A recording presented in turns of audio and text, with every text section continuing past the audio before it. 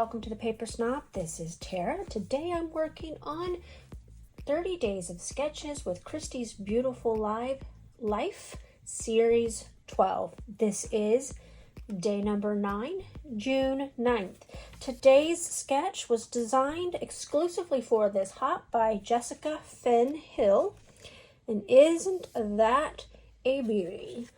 I will put any social media that I can find of hers below. She is another unknown creator to me, so if I can find some social media links, I'll include them in the description box below. Don't forget there is also a monthly collaborative playlist down there that you can click on and watch all of the videos. So let's talk about this bingo card. I have crossed off 8 squares, and as you can see, I'm kind of all over the place. Doesn't really look like I'm trying to make a bingo. It's because I'm trying to do a blackout, and we'll see how it goes with that. And I have not decided what I am going to be crossing off for this layout, but I have decided on photos, which are of my beautiful daughter and our dog Tucker when he was much younger and much less fuzzy. Anyway, I have pulled out the entire collection of Pink Fresh Studios Good Times.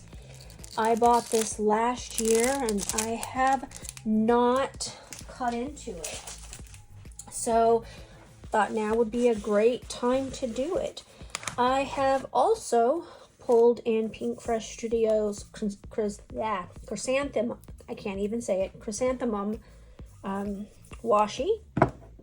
I have the matching stamps. I have the stencils, and I also have the die, which I used to cut out the washi after I adhered it to white cardstock. I think these are going to end up being my floral embellishments that you see on the sketch. And then I just pulled out 4 sheets of paper. So I am going to go ahead and stop the video, and I'm going to make some cuts and see what I can come up with, because I want to get these photos backed, and I'll be right back. Alright, in the end, I decided that pattern paper with the border needed to be matted. I just felt like it was kind of just bleh.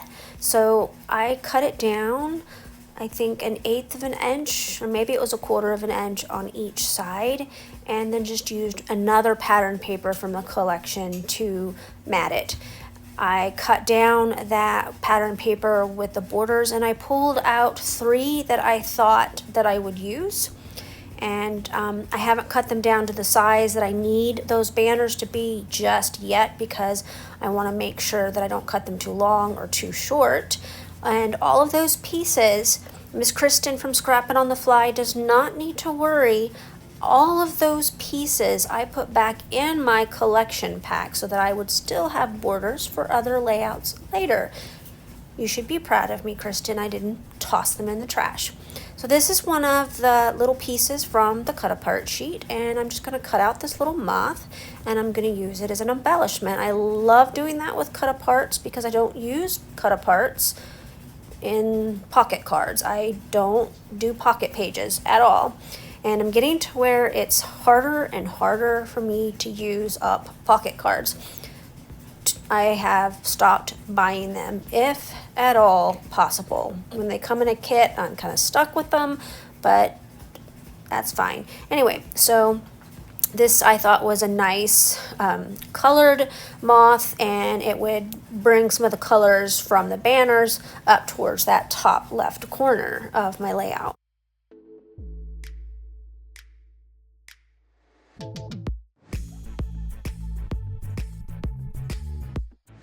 So the pattern paper that was green with the large element on the side, I actually cut down so that I could use it to mat these photos. This way I didn't have to dig into my cardstock for a full sheet of cardstock, and I still managed to use up another piece of the pattern paper. I had roughly a 6 by 12 inch piece of that left, and I just stuck it back into the collection with the rest of the papers to use another time, because the big element I felt like I could probably fussy cut for another layout at another time. So I'm going to go ahead and just start building this layout. I'm cutting down my banners. I believe I cut them down to about 4 1/8 inch each. That's from the end of the tails, the tip of the tails, all the way to the other side. And I'm going to just start tucking things into place so that I know what I have where and how to go ahead and get the floral elements into the corners as well.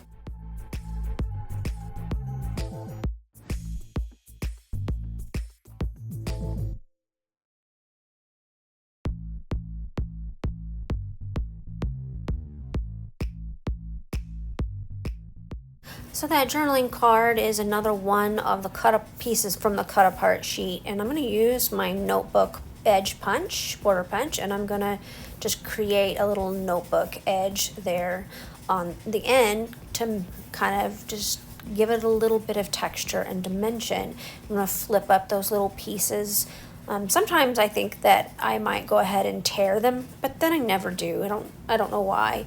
Probably because when I was a student, I used to tear the things out of my spiral notebook in a manner that they didn't tear. I don't know. That's just me. I'm weird like that. So I'm gonna take these floral ephemera pieces that I created with washi tape from the chrysanthemum collection, and I'm just going to start layering them up. Now you're going to note that I'm going to cut into them. I literally cut down right here. I just cut the head off of this flower, and I'm going to use it in the middle. And I do that on the other side. I think I do that part off camera because I just laid them down up there in the upper left corner. But then when I went to glue them down, I couldn't tuck them the way that I wanted, so I just kind of cut into the tails to get them out of the way. So I ended up having to pause the video right here because somebody's kitty cat decided, hey, I'm going to start walking across the space again, so I paused it so that he could move. And then while it was paused, I went ahead and I glued everything down that you can see. And so now I'm just building my title and adding a few puffy stickers to my embellishment clusters there. I really love the color of this font for this Good Times collection by Pink Fresh, and I adore these little tiny letters, and man, they give me a hard time getting them down. I'm going to use the blue and the green ones. I'm not going to use the other side because I'm not bringing that color out into my title. I'm just using the greens and the blues, and I have a really hard time getting them to line up, but no worries. Once I pause the camera to actually glue down the title, I get them on there perfectly straight. I don't know if you've used Pink Fresh Studios puffy letters, but they don't adhere very well, and I always re-glue them because of that.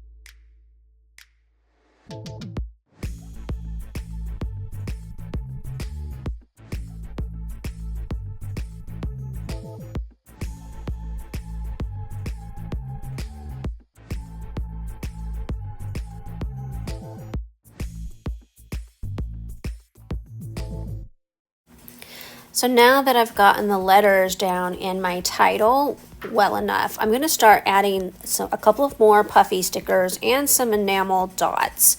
I am going to add some enamel dots in the embellishment clusters as well as around my title, and that is pretty much it for this layout. So I want to thank you for stopping by my channel today.